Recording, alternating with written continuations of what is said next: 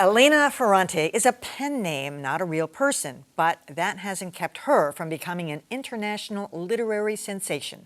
Now, an Italian journalist says he's figured out who Ferrante really is. And as Adam explains, legions of fans are crying foul. Elena Ferrante's Neapolitan novels chronicle the very close, very troubled friendship of two Italians, Lenu Greco and Lila Cerullo, as they move from girlhood to adulthood in post-war Italy. The book's reception has been rapturous from highbrow critics and ordinary readers. This is just such a beautifully written book. As addicting as anything that you're binging on Netflix. And Ferrante's benefited from a special mystique. While she's given interviews, she's kept her identity a secret. But now journalist Claudio Gatti says that after months of investigation, he's concluded Ferrante is really this woman, Anita Raja, who's married to Italian novelist Domenico Starnone.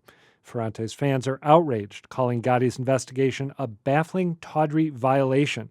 But Gatti is uncontrite, telling Columbia Journalism Review, "You tell me what work of art, any art, has been ruined by knowing more about the author." You know, I know there's a lot of discussion about this in journalistic circles. I'm going to come down on the side of the reporter. I mean, I'm not that interested, but the fact that he discovered who it is and printed her name, I put it kind of in the Joe Klein thing, Primary Colors. It was a mystery. Somebody solved it. I don't know, Adam, but there's been a lot of outrage about it. There has, and I should say at the outset that I'm a big fan of this woman's novels. Today. I can't wait. Love them, can't wait when a new one comes out. And we'll see if a new one does come out after this, because she's actually said before in these interviews she's granted that being pseudonymous, and people not know who she is a necessary condition for her to do work.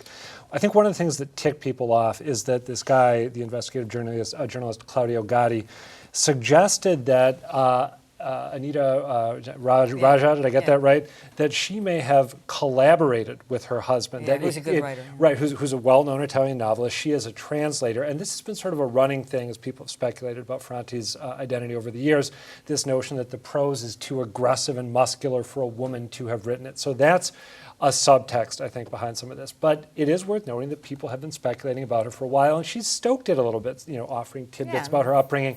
One more thing, not to go on too long, she has a brand new book that just arrived on my desk today, a review copy, in which she claims to be the daughter of a Naples seamstress.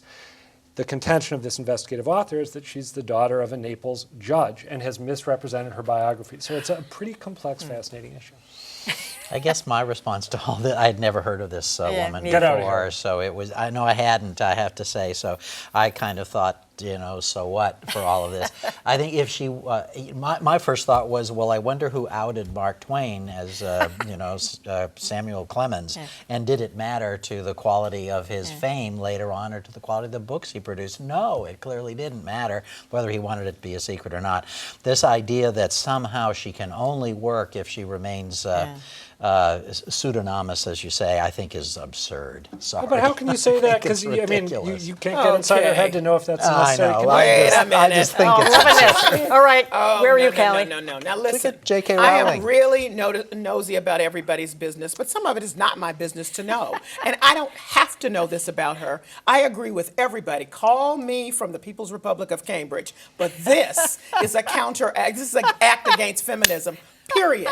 It was an aggressive reporter who's trying to get a few ducats for himself. Big woo. The woman can say whatever she wants as long as she's not committing fraud. She is not committing fraud in any way. She's using a pseudonym. It's her business if she wants to keep it quiet. Stay out of her business. I consider this just about close to the whole issue of naming oneself and claiming oneself. If I call myself African American, it is not for you to tell me I am not. And in the same way, if she calls herself whatever she calls herself, stop getting in her business. What if I called myself African American? Well, no, then I got a problem because you're not. Because you're not. I mean, you know what I mean? Come on.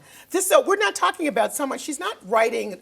She's not doing a frontline piece. Okay, then maybe you got some. She said she was one thing. She turns out to be not. We did an investigative Where are you on piece. this, Dan? We got to keep moving. Come on.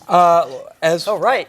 Just you got like something going here. Just like you're playing the moderator, breaking it up just when it's getting interesting.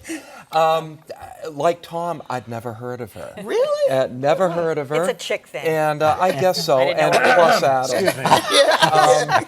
You know, I mean, all I can think of is I just look back to the thrill of the chase with trying to figure out who wrote Primary Colors. Yeah, that's what I said. And Joe Klein was finally exposed as the author of that. You know, I know there's been a lot of feminist outrage about this. Given my ignorance, I'm not going to go there. But I'm fascinated by the level of outrage that has broken out over this. Darn, we could have kept going.